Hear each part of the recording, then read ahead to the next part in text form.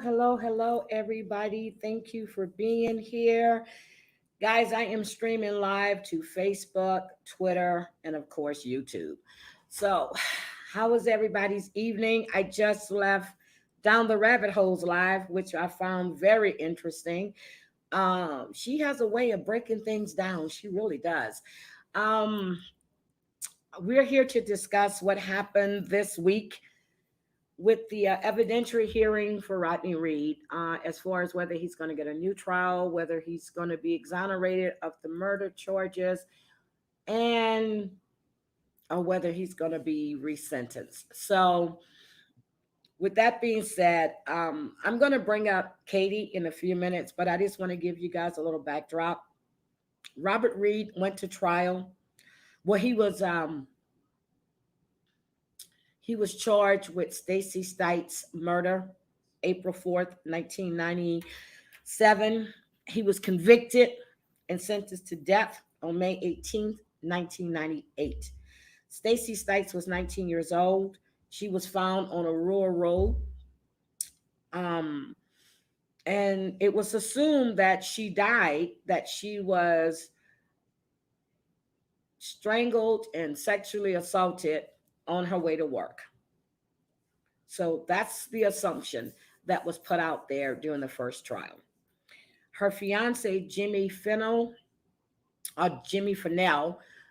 served 10 years he was 10 years in prison for an assault that he committed against a female that was in his custody in 2007. So these are the key players. Now we're here, and the state of Texas gave Rodney Reed an indefinite stay of execution. So now we're in the evidentiary hearing phase where they're bringing in all of the uh, new testimony, the sworn depositions, and everything else that has been submitted to the court. Believe me, I think I have everything. But today we're going to cover what happened on Monday and Tuesday. Wednesday, it was a lot of medical stuff that was brought in. So on Monday, we're going to do a forensics Monday on the case. Katie's going to be here then, and she's going to come up for a little while this evening as well.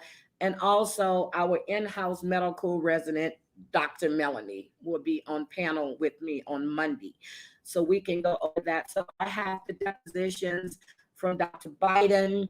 I have depositions from, I think it's like 4 medical doctors that's saying that the time of death, that they presume it's impossible because of the rigor that had set in by the time she was found.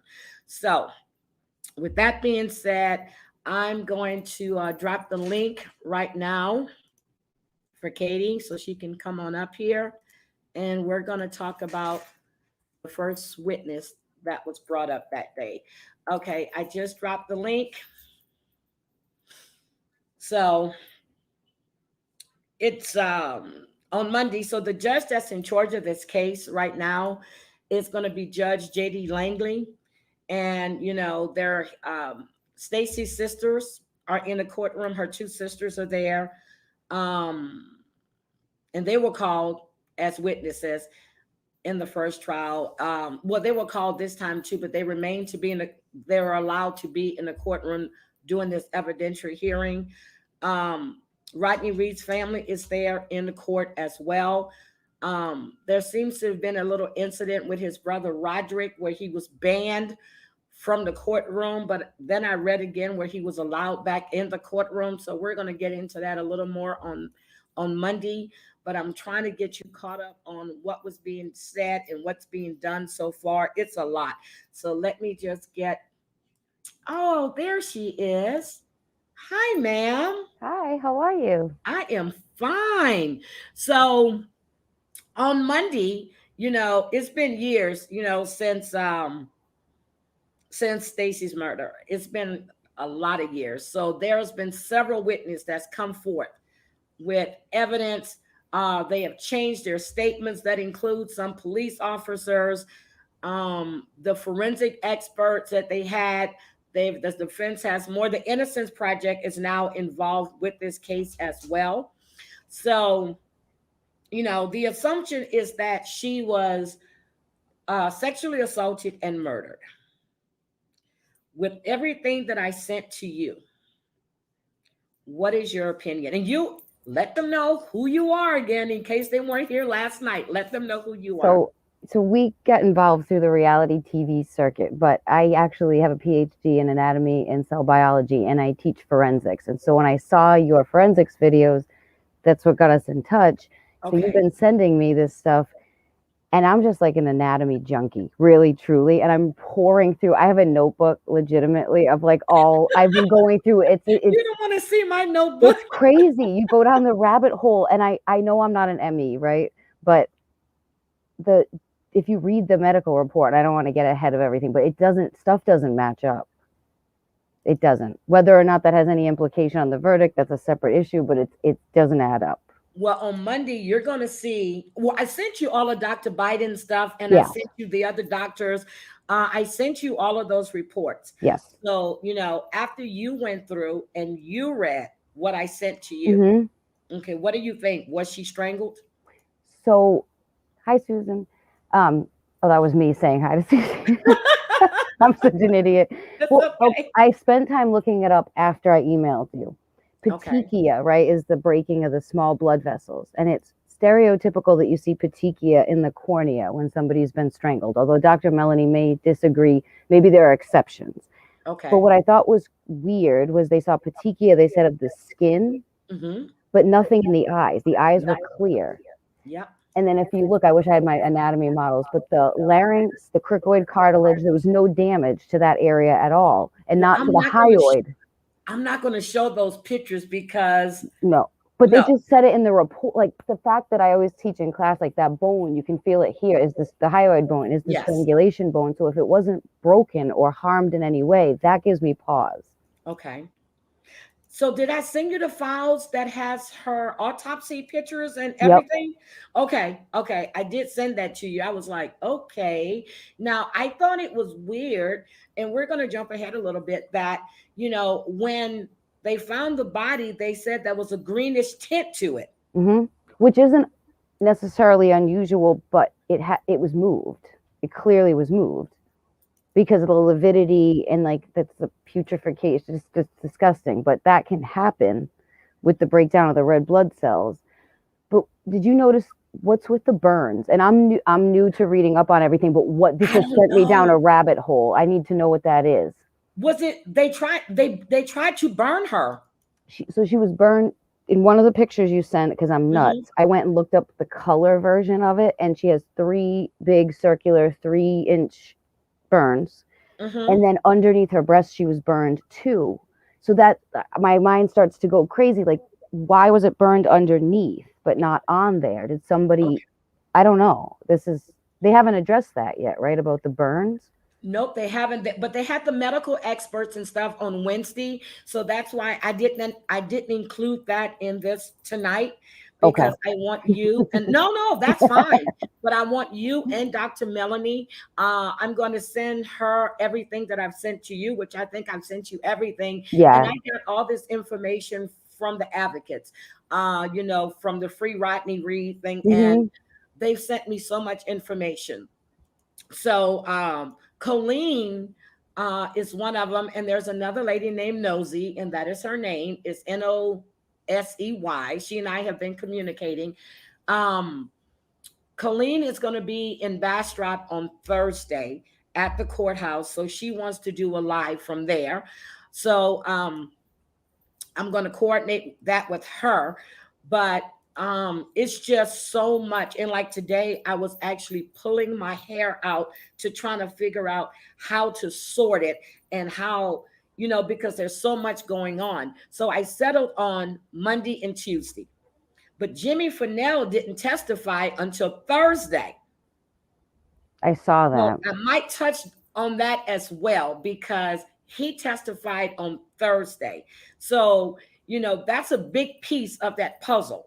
And when for the first trial, he he used his Fifth Amendment. I mean, he pled the Fifth. He wouldn't answer any questions. Now he's answering questions. So they want to know if he's getting anything out of it, and did the prosecution promise him anything, because they call him their star witness. So even the judge, the defense attorney asked him, and then the judge spoke to him directly. Mm-hmm. And he said he understood, and he just wanted the truth out there. So what I'm reading is that Stacey's family, hi, Miss Manda, Stacey's family, her sisters and them are saying that they haven't seen any evidence that's going to change their mind, which I don't know how is not changing their minds. Because just for what happened Monday and Tuesday, mm-hmm. throws so me much. Yes, it's like, what do you mean nothing is changing your mind? And I don't buy it. I mean, I study this for a living, and I understand 96 is still early for the DNA stuff. But if you look through what you sent, the evidence was not collected in any logical manner whatsoever. The crime scene was compromised. I mean, a body is taken and put on that, like, it looks like the cooking parchment paper. So you collect everything that falls off of it. She was supposedly undressed and moved on the side of the road where she was found. I mean, that's breaching protocol beyond belief. Now, and I don't know if you paid attention, but when they did find her, there were two. Okay, let's just get into Jimmy real quick. So what Jimmy testified to, well, the reason why they said they never searched his home, which is another big issue. They never searched the apartment because the mother said the last time she saw her was that night. She was going upstairs. So I guess they lived and she and Jimmy, were there. He was the last one to see her. Here's the problem. They're saying that she was killed on her way to work.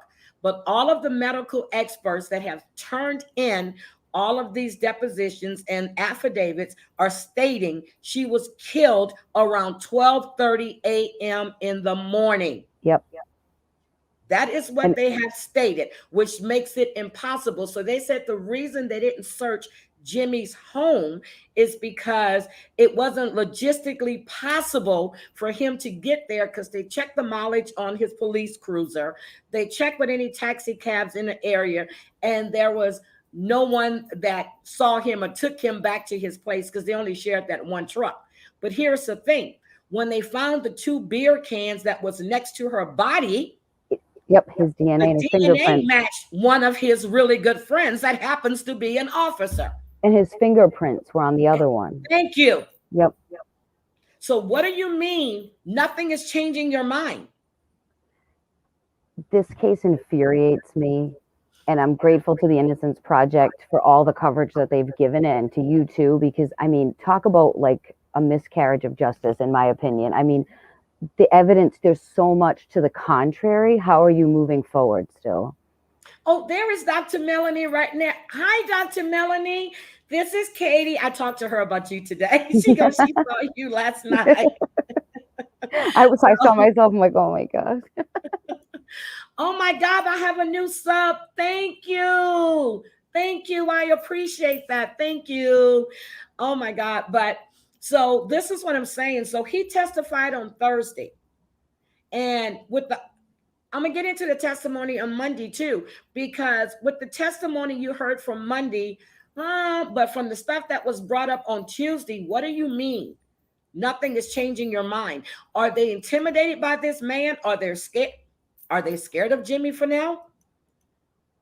Don't you think they're using all the legalese? Like, I poured through those documents, and it's all legalese. Like, they're hanging their hat on technicalities and basically blatantly saying we don't have to do this, this, and this. Yep. Yes, you do, because this is a human being. Like, his life hangs in the balance. Yes, you do. Oh my God. So this is a man's life. And this is getting out of hand because the first person that the prosecution called on Monday was, well, I guess I can say her name because it's a public record, right? It was Renee Duncan. Okay. Her husband was a Bastrop police officer. Now, when he was called to testify the first time during the first trial, they declared that he was mentally incapable because he had early onset, I guess, loss of memory, long-term memory loss, or whatever it was. But she does remember going and giving the deposition and going with them. She doesn't remember the date, or she doesn't remember the time when it happened. Okay. So I'm just like, oh my God, this is interesting. So they called her. Then they called a couple of other police officers. To be precise, they called Nathan Lampham, and which was he was a Giddings police officer, and he worked with Jimmy Fennell. And he actually testified that he didn't know of any Giddings investigation into the death of Stacey Stites. Now I'm trying to figure out, why would they call him? Because she was found in Bastrop, and at the time Jimmy was a cop in Giddings. So why would Giddings be investigating? That's what threw me for a loop. I was wondering this whole time, and again, I don't know all this information, but was there ever any link? Like, did Jimmy have connections in the Bastrop Police Department? You would think. I mean, they lived in Bastrop. As I remember, yes, it's a small little area. Yeah, that's what I remember you saying on one of your lives, and so there's got to be more to that, like, people protecting each other. I don't want to say. I want to. Wait a minute. Hold on. Is her name Happy Heidi? Am I seeing that right? Okay. Welcome, Happy Heidi. Okay.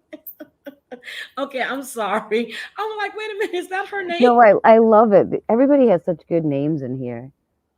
I'm trying to look at the chat on my phone. Yeah, I do. Look, she knows. I'm seriously. I was trying to figure out how to break it up, because there's no way you can cover everything.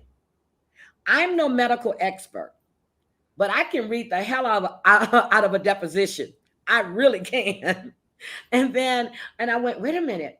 I do have a criminal attorney that actually is in my chat too, but I can read the hell out of a deposition. I can read the hell out of an autopsy. If I'm confused on something, I call Dr. Melanie and she'll break it down for me. Now I have you.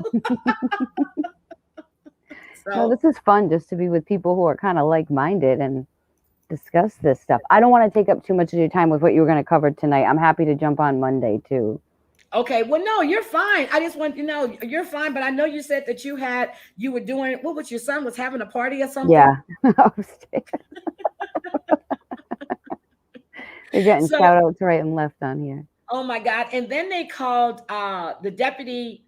He was chief deputy of Lee County Sheriff's Office. His name was Rodney Meyer.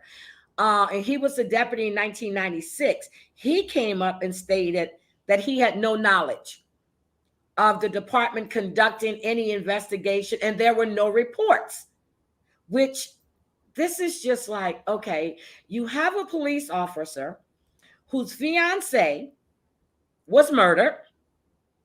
You said he's a prime suspect. That's what they considered him, as a prime suspect. He was the one and only. Yeah, but you do no investigations into him? That sounds like bro code to me or something. Okay. So then, well, yep. So there was another officer too that said that he came forward and he said, he was talking about Jimmy and how Jimmy told him that he knew that that Stacey was dating a black man, except for he didn't say the word black man. He used a racial slur. And they asked him, why didn't he come forward before? He said he didn't want to go against local law enforcement. Yeah. I think I call BS on this. But if you're a cop, you take an oath to protect and to serve. Mm-hmm. If you know something, say something. No, there's more. I mean, I'm sorry, stating the obvious, but Jimmy Fennell ended up in prison himself. And then the ex-girlfriend, Pam Duncan, when she broke up with him, he stalked her. He threatened to kill her. He harassed everybody that she dated. That's what I don't get. Everybody's putting all the light on Rodney Reed's prior record. But what about Jimmy Fennell? Like, we're just putting the spotlight where it's convenient. Well, okay. So I'm gonna get to that. So we have David Board. Okay, he was a former Bastrop cop, and he responded to where the truck was found. And this is the truck that Stacey was known to drive, which was Jimmy Fennell's truck. Okay, he said when he got to the scene of the crime, also he said that there were several things that concerned him. Okay, this is a friend of his too. He said there was carbon copies of Fennell's checkbook outside the vehicle. And he said part of the belt, which was later discovered, was strangled. He said it was just weird the way it was out there. Okay. He said he was familiar with Reed because he lived less than a mile away from where from where the truck was found. Then, he talked about, so when the state's attorney asked him about, did he interview any of Stacey's co-workers, and did they ever say that they've ever heard or seen Stacey and Jimmy together? He said no. They did 32 people, 23 men and 9 women. Now, I'm going to show you guys something real quick, because he stated that no one saw or heard of the two of them together. So I'm going to show you this really quick, and I want you to see it for yourself. This is a deposition that was signed, sealed, and delivered into the courtroom. And let me get it, make sure it, yep, there it is. Hold on, I'm coming back in. Girl, I got so much stuff on my screen, you just don't know. Okay, look, let me make this bigger so you guys can see it. Okay, let me take this down so you guys can see it. Okay, this is the deposition that was sent in by Alicia Slater. She did the deposition from Alameda County, California. She states, in 1995 and 1996, I was employed part-time at the HEB Bastrop while I went to high school. I worked as a bagger and would collect shopping carts, blah, blah, blah, blah, blah. She worked there. So she's saying in the summer of 1995, I was working at HEB parking lot, and someone tried to grab her from the parking lot. She said that another co-worker came out, and the guy got scared off. She had seen Rodney Reed's photograph all on the internet, and she knew that he wasn't the man that tried to grab her. Now, this was after Stacey's murder. She said she met Stacey when she came to work at the Bastrop HEB. She was very friendly and close to my age. Sometimes we were working at the same time. We would eat lunch together in the break room. She says on one occasion when Stacey and I were eating together in the break room, she talked to me about her relationship with her fiance. She was talking about her engagement ring and that she was not excited about getting married. She told me that she was sleeping with a black guy named Rodney, and that she didn't know what her fiance would do if he found out. She commented that she had to be careful. I was taken aback by this because I didn't know Stacey that well and was very surprised she would confide in me. I cannot remember when this conversation took place, but it was within a few months of Stacey's murder and could have been only a few weeks before. I did not know Jimmy Fennell or Rodney Reed at the time. We have never met. She said, I've never met either of them since. That's what she said. She said that I remember that some people at the HEB thought that Stacey's fiance, Jimmy Fennell, committed the murder. I didn't tell the police what Stacey had told me because I did not want to get involved. I knew Jimmy Fennell was a cop, and I didn't trust the police in Bastrop. After I graduated high school, she said she moved on. She said once she found out that Rodney had been convicted, she saw it on the news. She contacted the news people. She contacted the Facebook group and everything else, and she wanted to get the word out. So she wanted to know who she could contact to tell them of what she knew. What do you think about that? That's some pretty powerful evidence right there, and it's not the only bit of that we've heard. Nope. After the fact. Nope, not the only bit. So she put it in writing what Stacey told her. There were other employees too, because it was HEB day on Tuesday, but we're going to get to that. It was HEB. I call it HEB day on Tuesday because of all the people that testified. Basically, a lot of them were from HEB, from what happened. So, but here you have this officer saying that, he interviewed all of her co-workers, but he didn't. Right. Then he brought up, then he brought up, the other assaults, and there was this big old thing behind it. So then the judge did allow him, to talk about it. And he talked about how the DNA had matched between Stites and a victim in 1995. So during the cross-examination, the defense team pointed out that this officer was a member of the Facebook group called Stacey's Avengers. So he's a part of that group.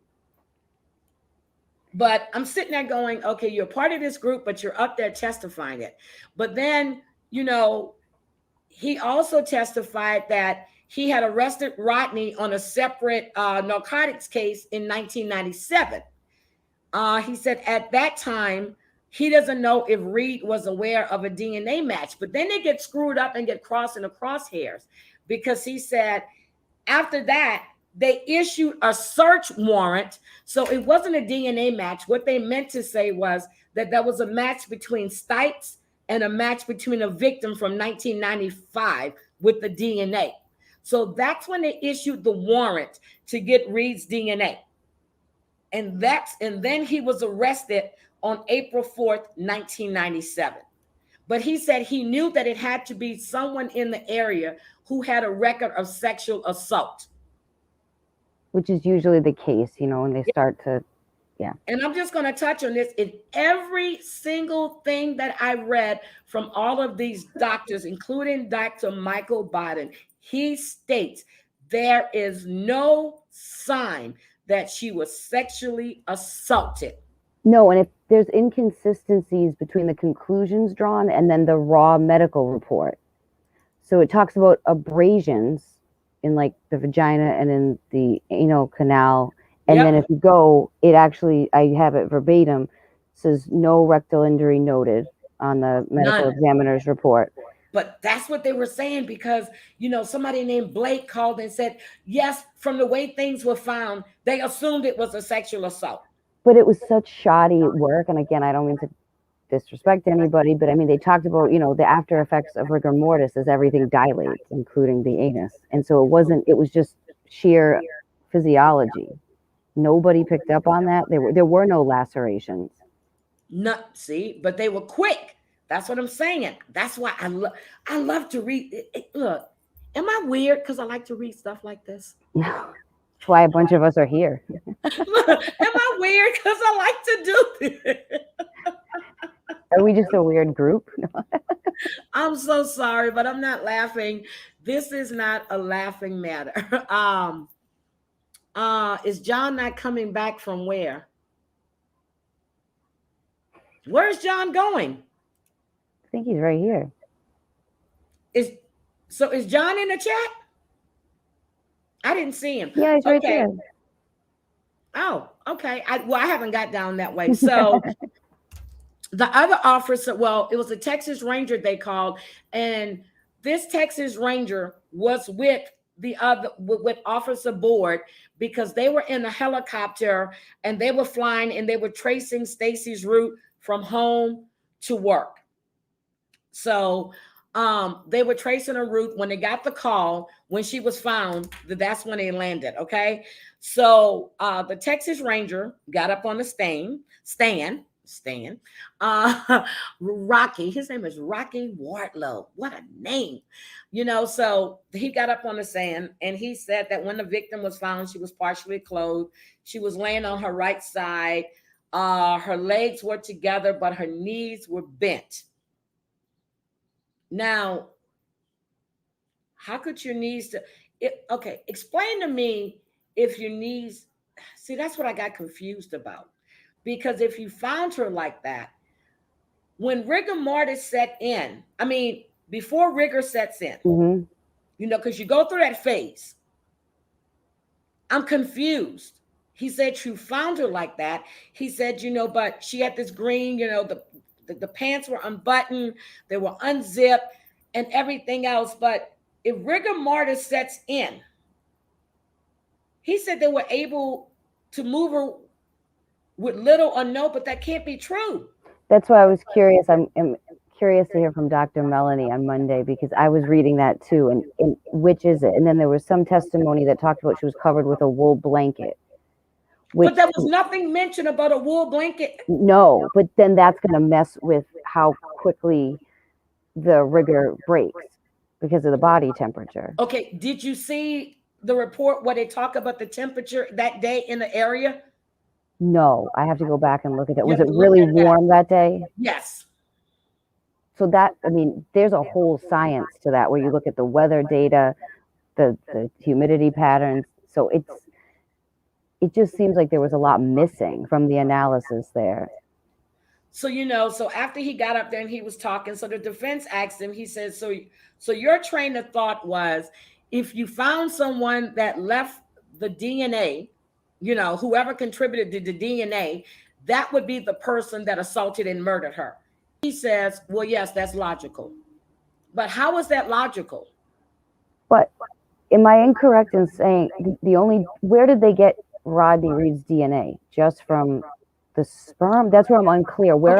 Here's how they got it. So what happened was there was another assault victim in 1995. Oh, that's right. It was a match between the two victims. It was a match between Stacey and the victim from the year before, the victim in 1995. That's right. And the report said he had a unique pattern, like a really unique banding pattern. That's right. So then when they arrested Rodney, and I guess with all of the other supposedly cases that they had, which he was never convicted of until, the other one was thrown out.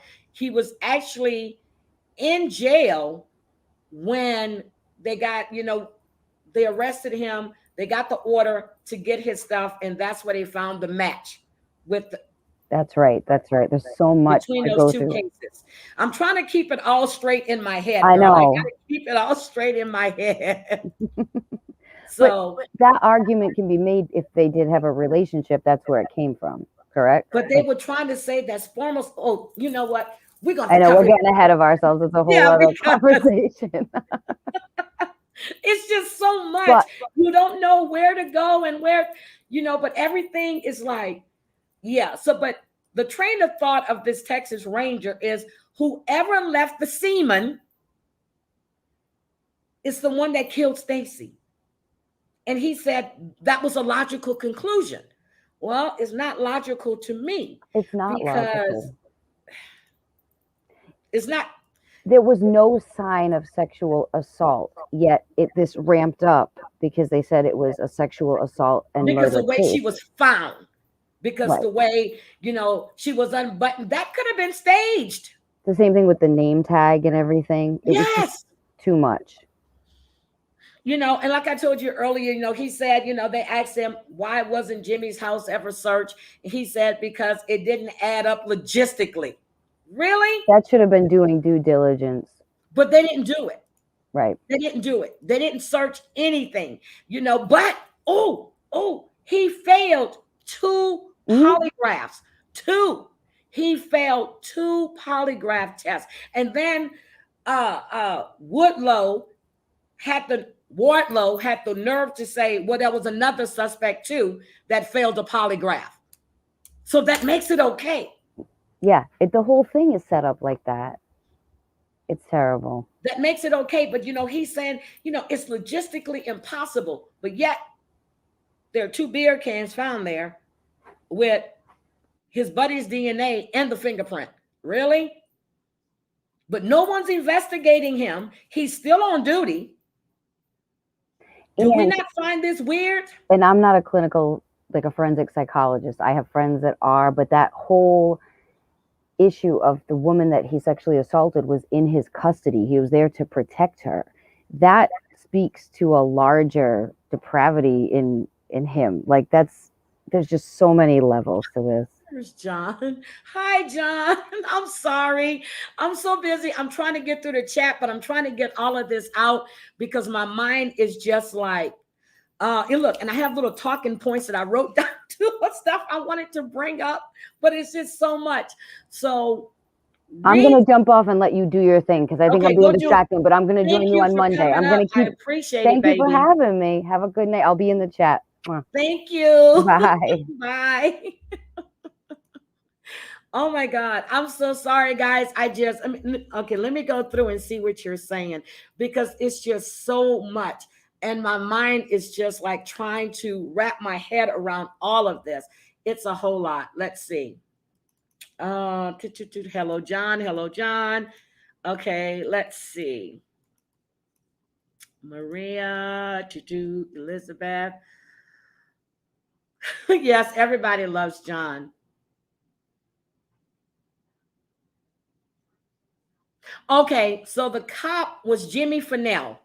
Okay, Jimmy Fennell is the cop, and the fiance was Stacey Stites. She's the young woman that was found. So her fiance was Jimmy Fennell, and he served 10 years. He was convicted, and he served 10 years because he assaulted and raped. Sexually assaulted a woman that was in his custody in 2007. And then he threatened her, put a gun to her head, and he told her, if you tell anybody, I will kill you. So that just goes to show you how sick this man is. And yet you're telling me that he has nothing to do with any of this. And he was just released, I think, in 2018 or 2017, but he served 10 years, but he was released on parole. Hi, Alex and Deanna. Long time no see. Okay, so let me get back to this. I'm trying to go through all your guys' comments from what we've discussed so far. What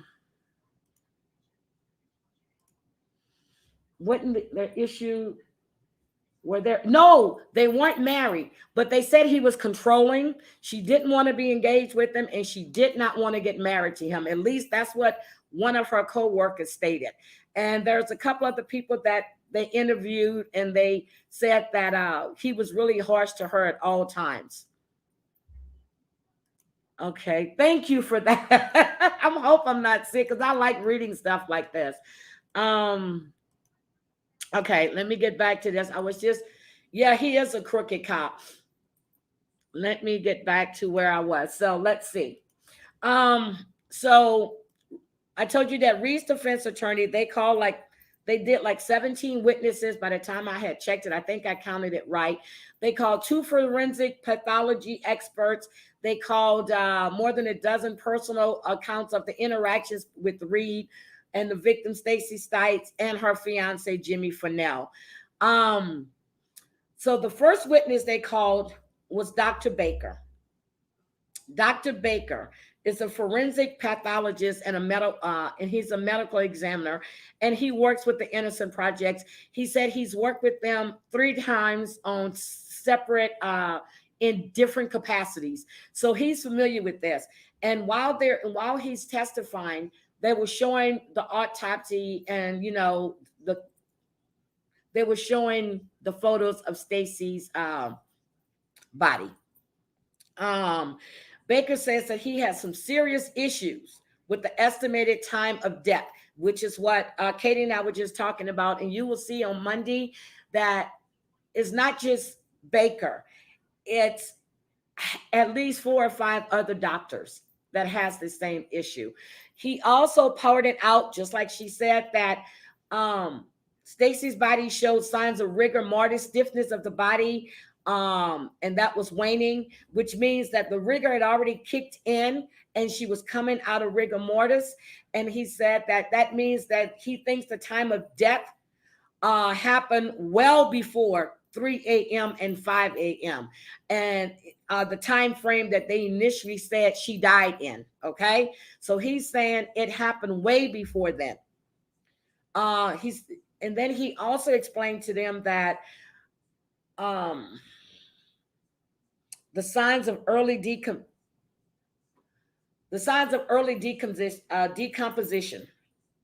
on her body, the lividity, the pooling of the blood at the lowest point in her back, the lowest point of her body at the time of her death. He claims that she could have been moved after her death. So could that mean that she was killed at her home, at the house that she shared with Jimmy, and then he moved her to where they found, or one of his friends moved her to where she was found? So, he's stating right here, he stated it in court, his own record, that he believes she was moved. And he said his original testimony was false in several ways. He said he disagrees with the claim made about long-term sperm that can persist in the body. He claims that the timing of the bruises on Stites' body and what he calls it was a mistaken diagnosis of the injuries that was there.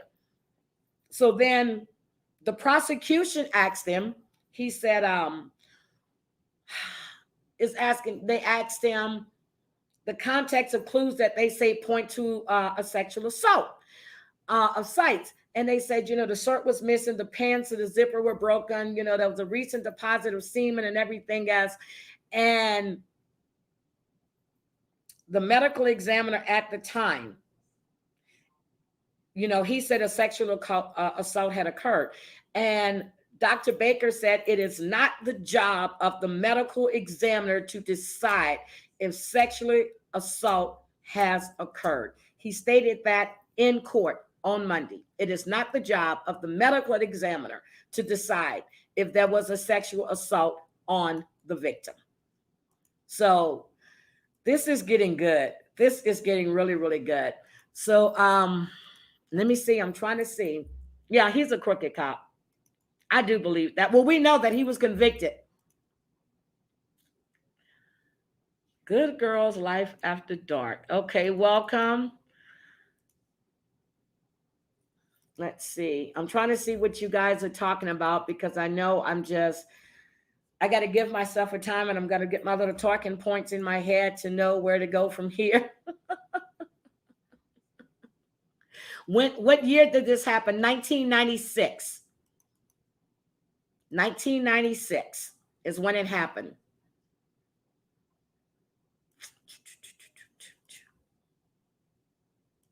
What did Dr. Melanie say? Could the fiance not be cheating or a crooked cop with Rodney, thus consensual intercourse? And yes, that's what Rodney's team has said. They're saying that he and Stacey had a consensual relationship.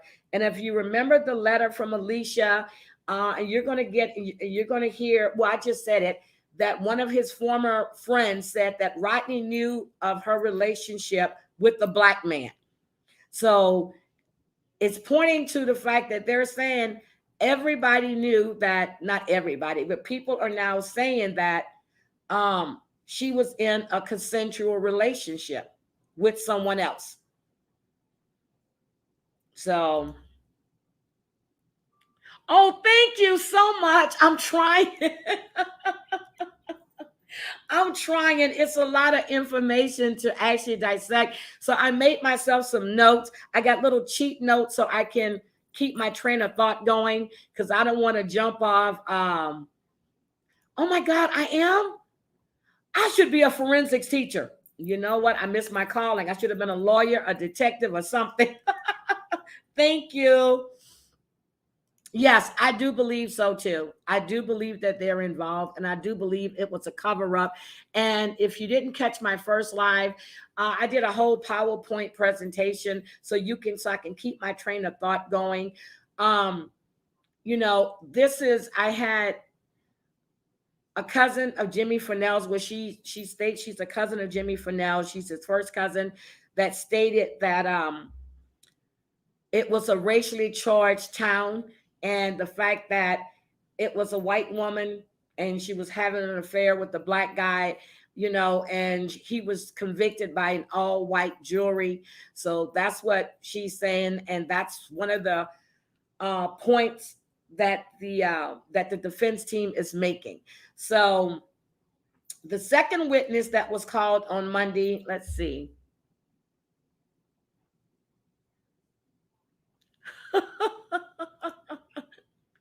Yes, that's what I said too. Seriously, 50 Shades of Bish. That's what I said. She talked to me right before, I was going on to actually mod another live, and my nerves was just horrible. Thank you. Thank you so much. I appreciate it. It's a lot of research and a lot of stuff that's being sent, but you need to know where to fit all the pieces together at. And that's what I've been trying to get done. But thank you. I really appreciate that. I really do. So the second witness that they called to the stand was Charles Fletcher. Charles Fletcher. He was a Bastrop sheriff officer, and he was a friend of Jimmy Fennell's as well. And this is the one, I couldn't remember his name earlier, and I'm looking at my little notes, second person. So he testified that Jimmy told him about a sexual relationship between Stacey and a black guy, which I told you about that earlier. And he said Jimmy told him this when they were at a barbecue. And this was like months before. This was months before her murder. So he testified, and then when asked why didn't he, and like I told you, he said that he didn't want to come up against law enforcement. And then let me tell you what else he said. Then he said that the death of another cop, which they said committed suicide, he said was really suspicious to him. He said that investigation, that he said the Texas Ranger investigated, but he says that the death of that other officer concerned him. And if you don't remember, in the last live I did, one of the other cops that's retired now, I think his name is Ed something, I can't remember. He said everything looked like it was staged to him as well. So he's scared to say something because of what might happen to him. So that was pretty good. So he didn't come forward at all. The third witness for the day was her name is Ruby. Ruby was the third witness. She said that Jimmy was working security, and he made a comment. No, he heard Jimmy tell Stacey that if I ever catch you messing around on me, I will kill you, and no one would know I did it. That's what she said. He said, "Hi, Amy, welcome." So she testified on that. She said she reached out to Reed's former attorney and several times, but he never ever got back to her. So that's another missed testimony that they didn't get on the record, but now it's on the record now. So I'm trying to thank you. Trust me, on this one, I've been given a lot of help. They've given me depositions. They provided everything. So it's just fitting it in with everybody that's testifying now. Like I said, Monday, it's a lot of medical stuff, and a lot of the depositions that I have has come from the different doctors. Now, I broke down a lot of it that I really understood, but then, when it gets into certain parts, I'm not a doctor. I can only look up things, but I have two experts that can break it all down for you guys better than I can. So I'll feel better with their breakdown. So on Tuesday, a co-worker that worked at HEB, like I called it, it was HEB Tuesday. Victor Juarez testified. He said he knew Stacey and he knew Rodney. He knew Rodney from a teen outreach program at church. He said that he had seen the two of them together before. He couldn't remember whether it was a Dairy Queen or a Walmart, but he answered yes, he was certain the two people he saw together were Reed and Stites. So he testified, but yet they said they interviewed all of her co-workers. They had a couple of other HEB employees that were there. They testified to the reactions that Jimmy had with Stacey. They said that they found that he was abusive in talk and abusive in nature. There's another witness that said that they witnessed Reed and Stacey together in another store. So they also said that one guy witnessed a very tense, I guess, argument between Stacey and Jimmy. And he said he didn't know it was Jimmy until he saw him and he found out that, okay, that's the guy that I saw her arguing with. So this whole mess there, and now I understand why they issued that indefinite stay, because it's so much that's going on. Now with Jimmy, like I said, he testified this time. He first time he did his Fifth Amendment, but anyway, it's just a whole lot. So I just wanted to bring you what happened. They had some other witnesses on Tuesday as well. And Wednesday, it was basically a lot of medical testimony. So we're going to bring that into you on Monday so we can break that down for you. But that's what I had. That's as far as I got. Well, it's not as far as I got, but I don't want to go any further than that. We broke down Jimmy's testimony, but it was something else that I saw. Let me see if I can recall. They were saying that the semen that was at the scene was the smoking gun. So to me, their minds were already made up that she was assaulted, just from what they found when they got there, the way the scene looked. Now, you're a cop. I'm not saying that's not what happened. Don't know, but that's what the evidence is looking like to me, that it was set. Because when you have all of these doctors telling you that she had to be killed around 12 a.m. or 12:30, and that takes away from your time frame that you're saying she was killed between 3 a.m. and 5 a.m. And that doesn't make any sense to me. So, and then guys, hold on. I'm going to pull up that presentation that I did so you can see, for all of you that weren't here, I'm going to pull this up so you can see exactly what I'm talking about. Let me get this PowerPoint. Where is it? Windows. There it is. Okay. I'm going to pull this up and I'm going to share this with you guys real quick. Oh, there it is. So let's see. Do you see it? Let me make it bigger for you. Okay, so this is the PowerPoint presentation, and this was what got me really looking at this. So on this, let me get to where I said reasons for the stay. The murder weapon, they said it was the belt that Stacey had on. We find out the belt was never tested. It's set in a box for the whole time, not in plastic. Okay, then there's the DNA that was found on the beer can that matched a good friend of Jimmy's, who we know is a cop. The state forensics experts have admitted to errors in their testimony. Robert Reed and Stacey Stites were in a consensual relationship. There are other forensic pathologists that concluded that Rodney's guilt is medically and scientifically impossible. And I stated earlier, for months after the murder, Jimmy Fennell was a prime suspect in that murder. Jimmy Fennell's friend at the time has now stated that he gave inconsistent accounts of his accounts the night that it happened. He kept changing his stories on his whereabouts. The witnesses that came forward and signed affidavits against Jimmy. This is everything that I found. I told you guys that Jimmy had served the 10 years for kidnapping and the sex crime. Okay. I told you guys the race was racially charged. There was a confession given by Jimmy when he was in prison, when he was trying to get into this group, the Aryan Nation, that said that he had to kill he had to kill his fiancée for sleeping with that N. That's what he said.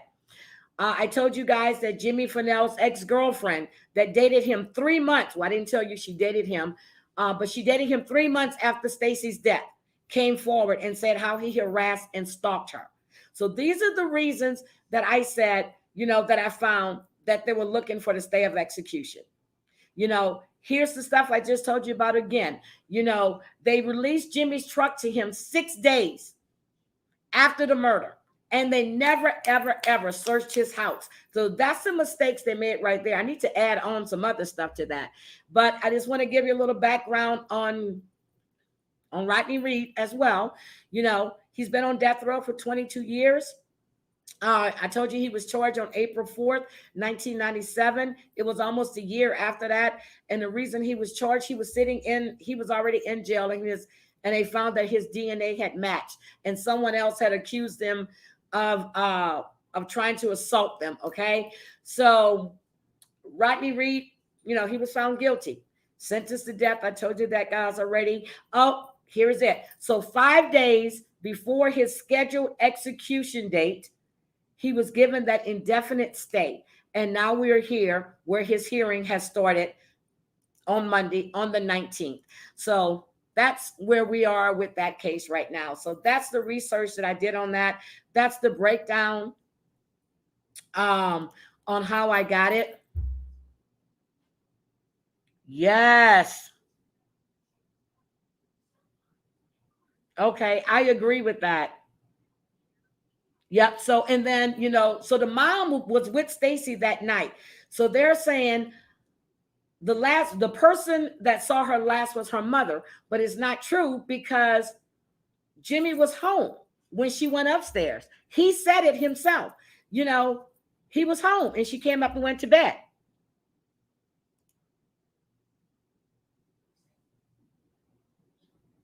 Oh my God, girl, I'm not doing nothing but just reporting on the stuff that I see and the stuff that just makes no sense to me. Stuff just doesn't make sense. I have to take a look at it. So what does Sweet Pecan Sassy say? You and Heidi have a natural rapport. Love watching you two together breaking down true crime and fighting injustice. Thank you. Thank you, thank you, thank you. Dr. Melanie. Oh, so guys, also, one of my mods, well, two of my mods. I have one mod who's been she's sick. She's not feeling well. She hasn't been feeling well for a while. Sherry is not here. And then you have KK, who's a mod for me as well. She let me know today that her son is really sick. He's having issues. Let me see.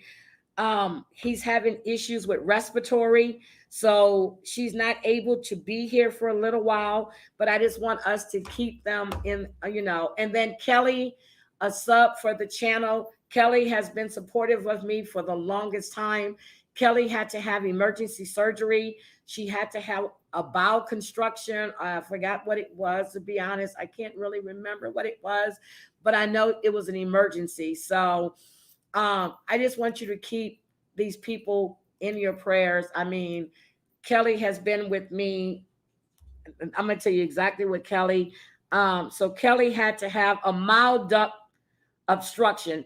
So they had to replace tubing because she was having issues and her blood pressure. So now they're having a hard time getting her blood pressure under control. So Kelly has her home care person has my information. So she contacted me, and I thought it was really nice of her to let me know what was going on with Kelly. So I'm keeping her in my prayers. I will check on her later. I've checked on her, so I'll keep checking on Kelly. I'm going to check on KK's son as well. And oh, and Shaylin just sent me a message. So I really have a lot of good support, and I really love each and every one of these guys. And you know, they've always been here for me since I started. Well, before I started my own channel, Kelly was with me, KK was there as well, Dr. Melanie was there. So a lot of people that were with me before I started my own channel, when I was on the other channel, and I just have to acknowledge them and say thank you. And I really appreciate it. Susan was there. Oh, thank you. Yeah, I have really, really nice mods.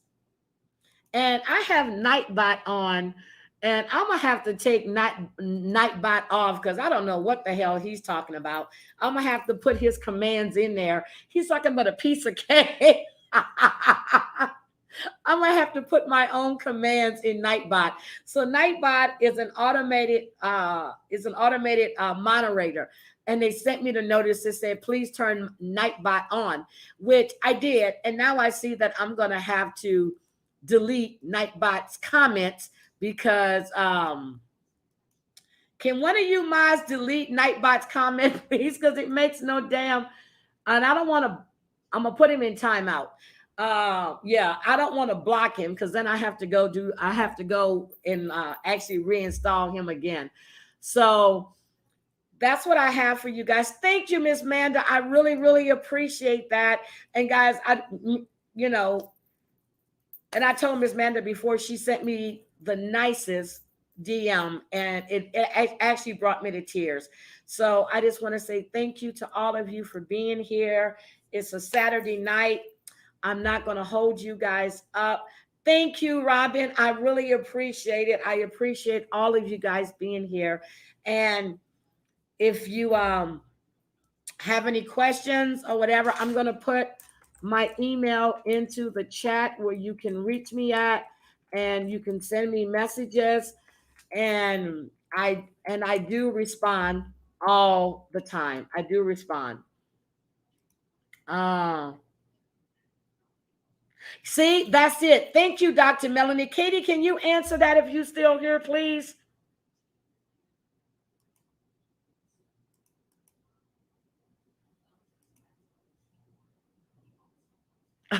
Yes, we do.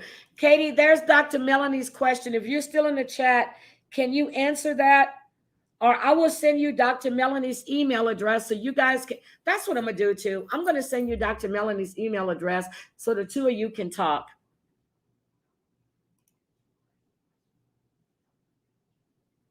Okay, thank you. And I'm going to send you Dr. Melanie's email address. Thank you, guys. Thank you, thank you, thank you, thank you. I want to say good night. Have a wonderful evening. And God, I feel so much better now that I've got all of this out. I feel great. Oh, my God. Thank you so much for the super chat. Oh, I'm with a super sticker. Thank you so much, Tina Elaine. I appreciate it. Thank you. I really do. Thank you, thank you, thank you. You guys, you don't know how nervous I was trying to break all of this down and trying to fit everything in. And anybody that's talked to me today will tell you I have been a nervous wreck all day. I spoke to Dr. Melanie. I spoke to matter of fact, I spoke to Dr. Melanie. I spoke to Heidi Light a little earlier. I've just been a mess trying to make sure that I wasn't getting in over my head. But I really just want to say thank you. Oh my God, you guys are just swelling my head. You really are. But I'm out of here. And I love you guys. I appreciate each and every one of you. So with that being said, I will definitely see you on Monday. I'm not sure if I'm going to come live on Sunday or not. I'm not sure yet, but you never know. I just might pop up just to have a little light chit chat. And if you guys did not go, if you didn't catch Down the Rabbit Holes live, she did a really good live. I'm working on all of this, and I was in Down the Rabbit Holes live. I was moderating that live. And then before that live, I was in Old School Patricia's live. So I have been I have been doing double duty today, guys, seriously. Plus the phone calls and everything else. Oh my God, Dr. Melanie, I love you. Thank you. Thank you. Thank you. Thank you. I really appreciate that, guys. I'm going to say good night.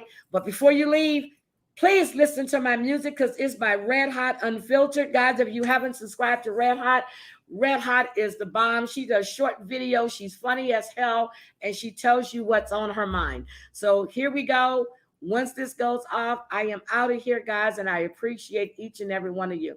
Love you guys.